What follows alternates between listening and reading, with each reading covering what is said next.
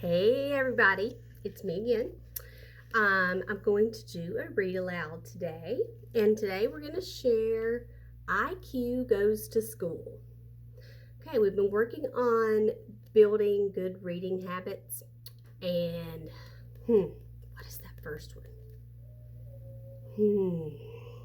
I need to take a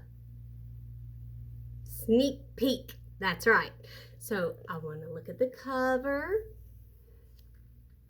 Even if I couldn't read the words goes school, I could look around here and I see crayons, scissors, marbles, glue sticks, paintbrush, pencil.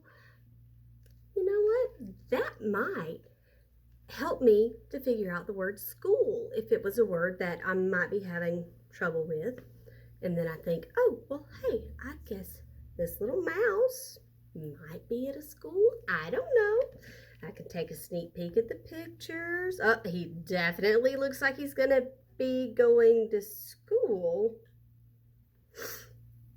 I'm curious to see, though, is he going to be a student? Or is he just going to be like a little rat in the classroom? Let's see.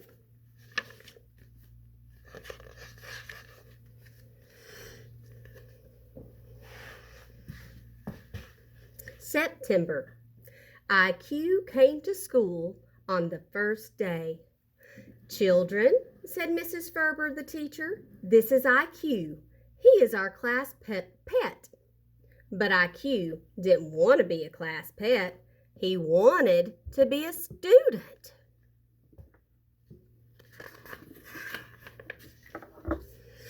Every day he watched and listened. When Mrs. Ferber read a book, IQ sat quietly with his hands in his lap. Some books made him laugh and some books made him cry, but he loved them all. Mrs. Ferber said everyone needed exercise. When the children went to recess, IQ ran on his wheel. Each Monday, Mrs. Ferber picked the student of the week. That student got to sit in a special chair and bring in things to share for the entire week. Mrs. Ferber picked Holly's name first. IQ wondered when it would be his turn to be student of the week. A, B, C, D, E, F, G, H, I, J, K, L, M, N, O, P, Q, R, S, T, U, V, W, X, Y, and Z. October. Well, in October, the class learned the alphabet. When everyone went home, IQ hummed the alphabet song to himself. Then he didn't feel so lonely. During the last week of the month, the class cut out decorations for Halloween. IQ had trouble using his scissors. He made his decorations out of tissues and string. November. In November, the class learned the names of all the colors in the rainbow. IQ tried to color his own rainbow. The crayons were too big, so he finger painted a rainbow instead. IQ had a small role in the Thanksgiving play. The night of the performance, he played his part with lots of emotion. At the end, he took a big bow. IQ still wondered, when would he be student of the week? I think he's getting a little impatient. December. By December, IQ could count to 10 on his toes. 1, 2, 3, 4, 5, 6, 7, 8, 9, 10. Danielle, Tim, and Jonathan shared their different holiday traditions and talked about their plans for winter break. IQ worried that he would spend his vacation all alone at the school. That's so sad. I have to be here all alone while everyone's on vacation. But Miss Mrs. Ferber asked, "Who would like to take IQ home for the holidays?" Oh, look at all those hands. I wonder what their mamas think. IQ's vacation was everything he hoped it would be. He got to build a snow mouse. He got his own little present for Christmas. And oh, and he even got to eat, what is that stuff? Marshmallows on? It's hot chocolate. Yum. January. After New Year's Day, Stephanie returned IQ to the classroom. He used the treats Alex sneaked him to learn about more, equal, less, and zero. Ooh, it sounds like they're adding and subtracting. Writing was much harder to learn. Even though he practiced holding his pencil, his letters were very messy. February. In February, IQ made Valentines for each of the other students and an extra special one for Mrs. Ferber. He was afraid the children might think he was the teacher's pet, so he didn't sign his name. IQ still hadn't been Student of the Week. After learning about George Washington and Abraham Lincoln, IQ decided he wanted to be president when he grew up. Then he could have his own special chair and a desk to go with it. Ooh, big dreams, little one. March. In March, the class studied shapes. IQ found more circles, squares, and rectangles in the classroom than anyone else. On St. Patrick's Day, the children found little green footprints all around the classroom. They thought leprechauns had come to visit Mrs. Ferber, and Mrs. Ferber had her own suspicions. May. In May, the class went on a field trip to the zoo. IQ was not allowed to go. He thought it was because he didn't have a signed permission slip. Probably not the reason. He was sure that it was his turn to be Student of the Week. But by the end of the month, Mrs. Ferber still hadn't called his name. Oh, I'll bet he's getting sad and discouraged.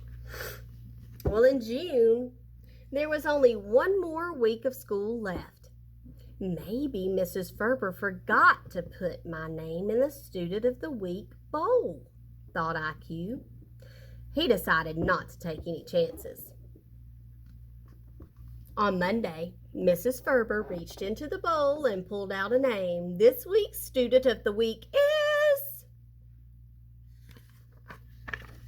IQ. Finally! Woohoo! IQ had his turn to sit in the special chair and share with the class.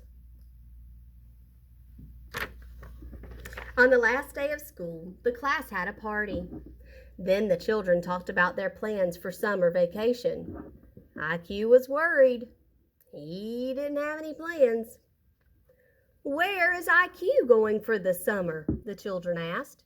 Mrs. Ferber smiled. "I will be working at a summer camp. IQ is going to be the camp pet."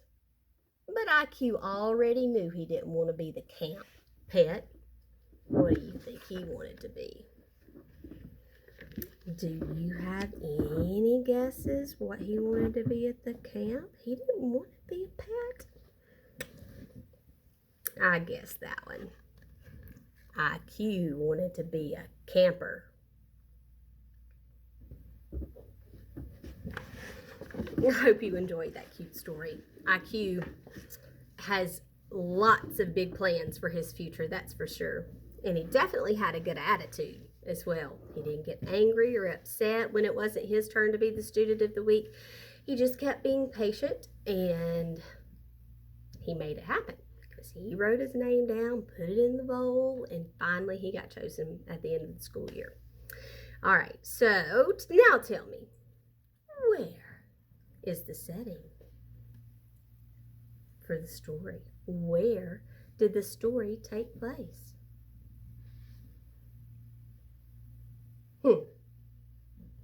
I hope you said in a school, because it did. In a classroom, in a school. All right. Bippity boppity boo. Who was in the story? Do you remember the name of the little mouse? Yes, his name was IQ. And the teacher's name, she was Mrs. Ferber. That's it. Okay, bippity boppity boo, what is your favorite part of the story? I like that part too. Bippity boppity boo, what was the story about?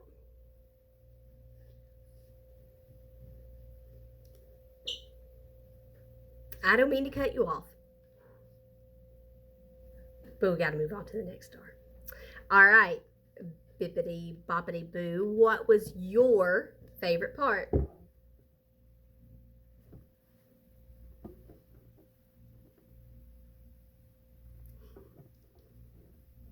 Great. How did the story end?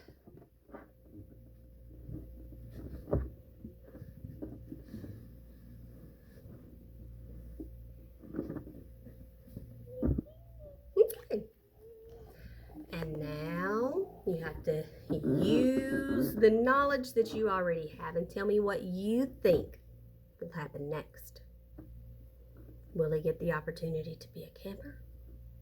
Or will he continue to just have to be a pet?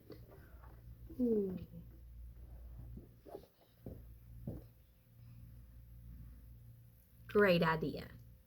All right, guys, tune in next time, and I'll see you soon. Bye.